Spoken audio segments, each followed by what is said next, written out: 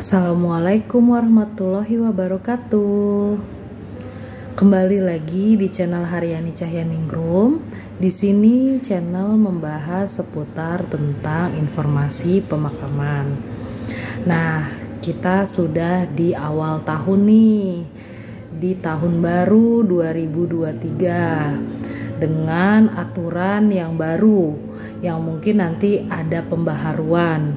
Tapi di sini saya memberikan info yang mungkin bermanfaat dan tentunya berguna buat yang membutuhkan prosedur pemakaman, perpanjangan dan lain sebagainya. Jadi update terus untuk channel ini.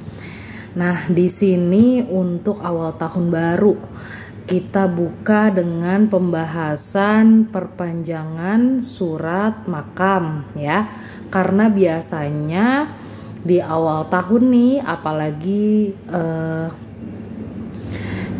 mau menjelang Idul Fitri ya, beberapa bulan lagi biasanya banyak penjarah yang hadir dan dicek nih ke kantor untuk masa berlakunya. Maka itu di awal tahun baru ini pembahasan utamanya yang mau saya bahas untuk season hari ini tanggal 1 Januari 2023 perihal masalah perpanjangan surat IPTM. Nah, IPTM, apa itu IPTM? Izin penggunaan tanah makam.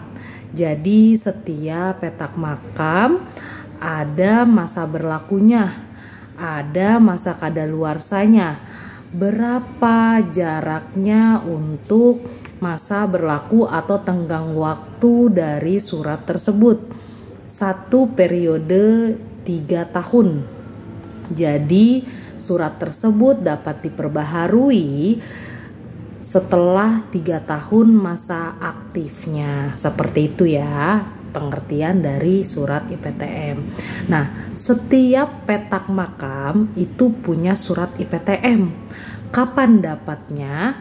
Ketika penguburan, pelaksanaan pemakaman, biasanya pihak keluarga atau ahli waris melengkapi persyaratan dokumen pemakaman dan selanjutnya diproses ke PTSP kelurahan untuk penerbitan surat IPTM-nya.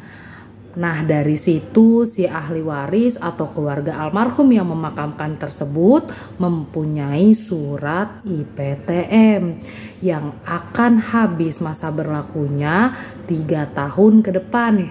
Artinya 1 periode. 1 periode itu masing-masing tarifnya. Yang dikatakan masing-masing, beda petak, beda lokasi, beda blok.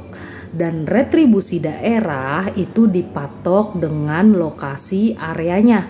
Jadi misalnya posisinya ada di depan atau existing di dekat kantor, itu jatuhnya AA1, tarifnya 100.000 per 3 tahun gitu ya. Nah, beda lagi nih dengan yang agak ke tengah, dia masuknya AA2 bloknya gitu ya. Jadi AA2 tarifnya nggak 100.000, nggak sama yang existing deket kantor. Dia masuknya AA2 itu 80.000. Agak jauh lagi nih dari pintu utama atau pintu masuk lah intinya gitu. Ada namanya blok A1 gitu. Itu tarifnya beda juga, 60.000. Makin ke belakang lagi, A2 bloknya tarifnya beda juga, 40.000. Nah, ada lagi khusus untuk petak gakin namanya, keluarga untuk yang kurang mampu ya, atau dikatakan keluarga miskin tidak mampu untuk membayar iuran retribusi sesuai dengan ketentuan dari Pemda. Itu adanya di blok A3.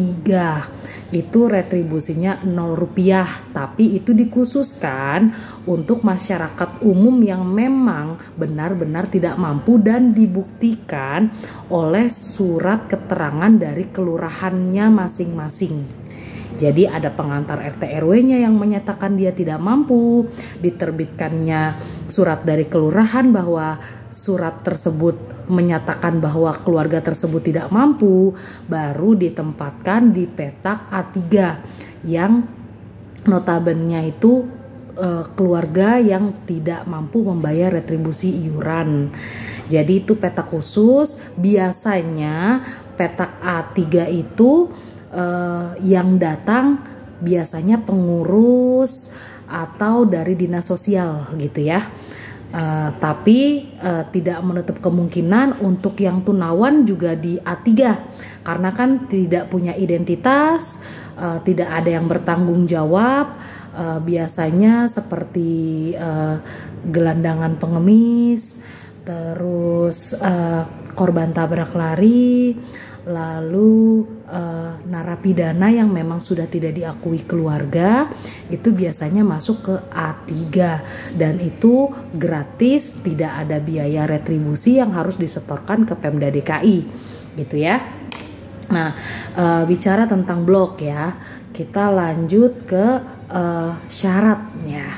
Syarat perpanjangan untuk pengurusan surat IPTM apa aja yang harus disiapkan.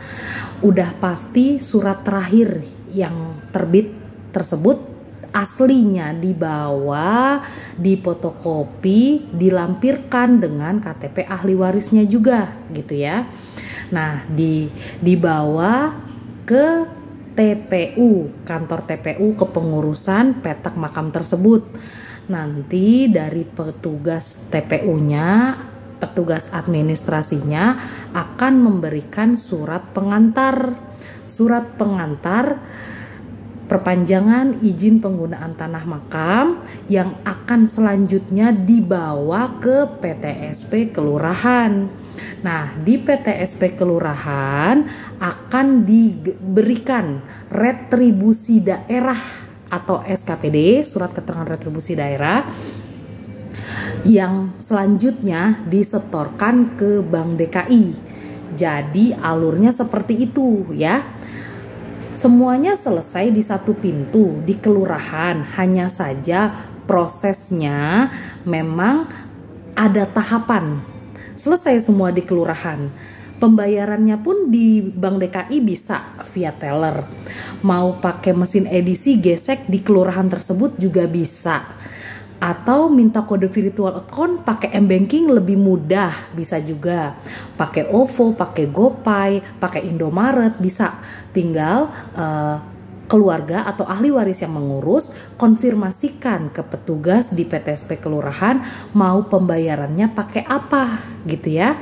Mau pakai virtual account, pakai Bank DKI, pakai Jack1, pakai mesin edisi, atau via teller aja, atau OVO, GoPay, terserah gitu ya. Bisa semua pokoknya. Yang penting ada komunikasi dari keluarga ke petugas PTSP. Jadi pada saat diterbitkan SKPD-nya tidak setor tunai ke Bank DKI, melainkan sesuai permintaan dari keluarga tersebut gitu ya. Nah, setelah bayar nih, kita bawa bukti pembayarannya kemana? Misalnya bayarnya pakai M-Banking, ya screenshotannya ditunjukkan. Kalau memang bayarnya via teller, ya lembaran pembayarannya ditunjukkan. Nah, penunjukan tersebut untuk penerbitan surat IPTM yang baru gitu ya. Jadi surat IPTM yang baru terbitnya pun di PTSP kelurahan. Nah, yang tanda tangan kasatpelnya PTSP.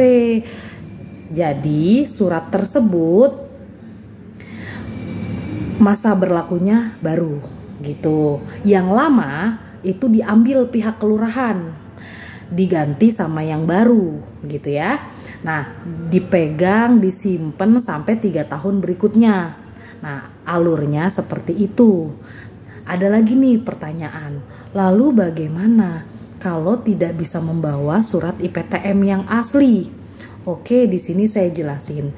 Jika tidak bisa melampirkan surat izin penggunaan tanah makam yang asli, yang terakhir itu bisa diganti dengan surat kehilangan dari kepolisian, gitu ya. Diganti dengan surat kehilangan dari kepolisian dengan catatan dicek fisik makamnya terlebih dahulu, datang ke kantor TPU, cek fisik makam, makamnya difoto, dipastikan petaknya, areanya, blok plat petaknya harus jelas, kanan kiri tetangganya difoto juga, dipastikan di buku pengeblatan dan sistem online di kantor. Nanti petugas administrasi kami akan memberikan notis untuk ke polsek. Boleh polsek terdekat makam atau polsek dimanapun, tergantung keinginan dari ahli waris atau pihak keluarga yang mengurus gitu ya. Mungkin mau di terdekat rumahnya atau terdekat kantornya, boleh. Setelah dapat surat kehilangan dari kepolisian, itu di fotokopi juga 2 lembar. Jadi aslinya dilampirin, dikopi juga surat kehilangannya dan disertakan dengan KTP ahli waris. Nah, setelah diberikan dokumen tersebut ke petugas administrasi, sama prosesnya. Petugas admin juga akan memberikan surat pengantar yang selanjutnya diproses ke PTSP kelurahan. Alurnya sama seperti yang sebelumnya saya jelaskan. Jadi hanya saja perbedaannya, jika tidak bisa melampirkan surat IPTM yang asli, diganti dengan surat kehilangan dari kepolisian. Seperti itu ya. Oke, nah teknisnya seperti itu, pelaksanaannya bisa diproses 3 bulan sebelum masa berlaku habis dan 3 bulan toleransinya setelah masa berlaku habis. Jadi para keluarga, para ahli waris baiknya mengingat sendiri surat tersebut, karena kami dari pihak TPU, kami dari pihak pengurus atau petugas administrasi tidak mengingatkan keluarga atau ahli waris dengan pengingat bahwasanya petak tersebut masa berlakunya kadaluarsa atau telah berakhir masa aktifnya. Tidak, karena sistemnya berlaku seperti SIM. Jadi si pemegang surat harus ingat sendiri masa berlakunya. Ya baiknya setiap tahun nih maksimal lah gitu ya, kalau nggak pernah dilihat gitu, itu dicek. Kalau misalnya lebaran ziarah gitu kan, itu dicek suratnya masih aktif enggak gitu ya. Mudah-mudahan sih enggak berlarut gitu ya. Untuk kebijakannya, penggunaannya bisa dipakai dengan orang lain, itu biasanya kurang lebih 1 periode ya, 1 periode 3 tahun. Karena kalau 3 tahun nggak diperpanjang, kita anggap kan diabaikan pihak keluarga, karena kan tiap tahun lebaran pasti ada momen di mana para keluarga tersebut ziarah, di mana para keluarga tersebut memperhatikan petak-petak makam keluarganya gitu ya. Jadi kalau sampai 3 kali berturut-turut lebaran, ya kita anggap diabaikan. Jadi sudah kami tandai gitu, bisa digunakan ketika memang belum ada keluarga yang mengurusnya gitu ya. Untuk aturannya lebih lanjutnya sesuai kebijakan pimpinan. Kan memang ada beberapa TPU yang memang tutup resmi untuk petak makam baru. Jadi diberi kesempatan untuk para keluarga, para ahli waris atau penanggung jawab petak memperpanjang masa aktifnya. Nah, kalau memang yang sudah telat dibayarkan tunggakannya mumpung belum digunakan gitu ya. Jadi jangan disepelekan. Semoga semuanya sehat, semuanya paham perihal masalah yang saya jelaskan. Sehat selalu, banyak rezeki, dan selalu berprasangka baik ya. Untuk informasi selanjutnya saya akan update insya Allah tiap hari di channel ini perihal masalah informasi seputar pemakaman. Untuk hari ini informasi mengenai perpanjangan alur syarat dan sebagainya saya rasa cukup. Untuk yang berikutnya atau ada yang mungkin mau request bahas tentang ini dong Kak, boleh. Misalnya tentang pemakaman tumpang, pemakaman pindah kerangka, perbaikan petak, atau pembuatan nisan, rumput dan sebagainya. Insya Allah akan saya share, saya informasikan kepada publik supaya lebih paham, lebih mengerti, dan stop pungli ya. Jadi kalau bisa segala sesuatu tentang administrasi yang ada di pemakaman datang ke kantor, jangan dengan oknum luar.